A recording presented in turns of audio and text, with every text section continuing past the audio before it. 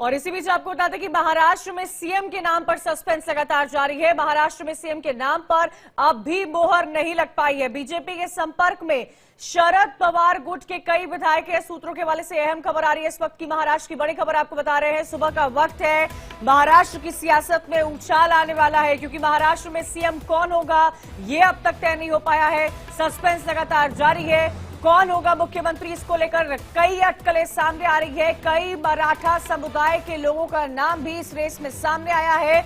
लेकिन जो सबसे बड़ा अपडेट है वो ये सामने आ रहा है कि शरद पवार गुट के कई ऐसे विधायक हैं जो इस वक्त भाजपा के संपर्क में हैं। सूत्रों के हवाले से इस वक्त की बड़ी और अहम खबर। ज्यादा जानकारी के लिए सीधा रुख करेंगे हमारे संवाददाता अभिषेक, फोनलाइन पर हमारे साथ जुड़े हुए। अभिषेक, क्या जानकारी मिल पा रही है? ये उम्मीद लगाई जा रही थी कि आज 3 तारीख को हो सकता है कि नाम का ऐलान हो, लेकिन ऐसा नहीं होता हुआ नजर आ रहा है। 5 तारीख को आजाद मैदान में भव्य शपथ ग्रहण समारोह है, लेकिन शरद पवार गुट के कई विधायक बीजेपी के संपर्क में हैं। ये बड़ा अपडेट है।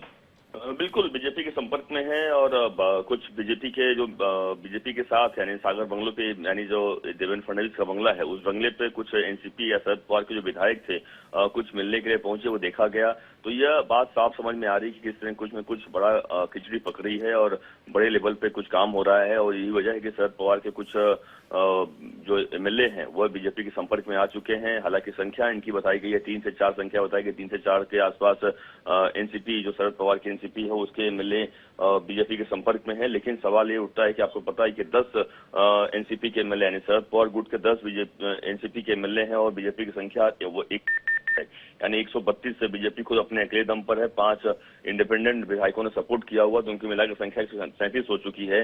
तो क्या ये माना जा रहा है, क्या ये हो सकता है, क्या हम सूत्र बता रहे हैं ऐसा कि क्या शरद पवार की तरफ से एक बड़ा खेला हो रहा है क्या महाराष्ट्र में कि 10 जो उनके विधायक हैं हो सकता है कि वो किसी तरीके से बीजेपी को सपोर्ट कर रहे हैं और सरकार महाराष्ट्र से बन जाए। जिस तरीके से आप देखिए कि इतना डिले हो रहा है महाराष्ट्र में एकनाथ शिंदे की वजह से। एकनाथ शिंदे कई सारी डिमांड्स को लेकर पड़े हुए हैं, या फिर ऐसा भी चल रहा है कि क्या अजीत पवार को बड़ा गेम किया जाएगा। तो तमाम ऐसी चीजें अटकलें लगातार चल रही है। जितनी देरी हो रही है आप समझिए उतनी देरी के हिसाब से तमाम चीजें सामने आ रही है। कहीं न कहीं बीजेपी कुछ बड़े प्लान के मूड में है और इसलिए बड़ा प्लान कर रही है, इसकी वजह से इतना डिले हुआ। अन्यथा आप समझिए कि 23 तारीख को जनादेश मिल चुका है। 23 तारीख के बाद अब तक 9 से 10 दिन हो चुके हैं और अब तक महाराष्ट्र में सरकार नहीं बन पाई है। अभिषेक, यही सबसे बड़ा सवाल खड़ा हो रहा है कि आप देखिए न्योता भेजा जा चुका है, गेस्ट लिस्ट तैयार की जा चुकी है, वेन्यू डिसाइडेड है, समय डिसाइडेड है, ओथ सेरेमनी 5 तारीख को होगी और भव्य होगी ये भी डिसाइडेड है। लेकिन मुख्यमंत्री कौन होगा ये अब तक तय नहीं हो पाया है। ऐसा क्यों? ये तो साफ दर्शा रहा है कि इस महायुति के अलायंस में कोई न कोई रार जो है वो साफ तौर पर बनी हुई है। वरना कब का जैसे ही नतीजे सामने आ गए थे उसके कुछ ही दिन में सीएम के नाम का तो एटलीस्ट ऐलान हो जाना चाहिए था। अब बिल्कुल सही कहा आपने, बिल्कुल। और सबसे खास बात है कि स्पष्ट बहुमत है। ऐसा भी नहीं है कि आपके पास स्पष्ट बहुमत नहीं है, कुछ संख्या कमी है, स्पष्ट बहुमत है। 3 पार्टियों को मिलकर सरकार चुनाव लड़े, तीनों पार्टियों को स्पष्ट बहुमत 230 की संख्या है। 230 का मतलब समझिए कि बहुत बड़ा आंकड़ा मिला हुआ है। और यह अब तक किसी भी महायुति की सरकार या यूं कहे गठबंधन सरकार जो भी महाराष्ट्र में चलती आई है इतना बहुमत कभी किसी को नहीं मिला। तो यह साफ समझ में आता है कि कहीं न कहीं कुछ तो बहुत बड़ा है और कुछ बहुत बड़ा है और इसीलिए बहुत बड़ा है और बहुत बड़ा खेला महाराष्ट्र में होने वाला है, ऐसा लग रहा है। और यही कारण है कि शरद पवार के लोगों जाके मिलना बीजेपी के, और सबसे खास बात है सागर बंगले पे जाकर देवेंद्र फडणवीस से मिलना।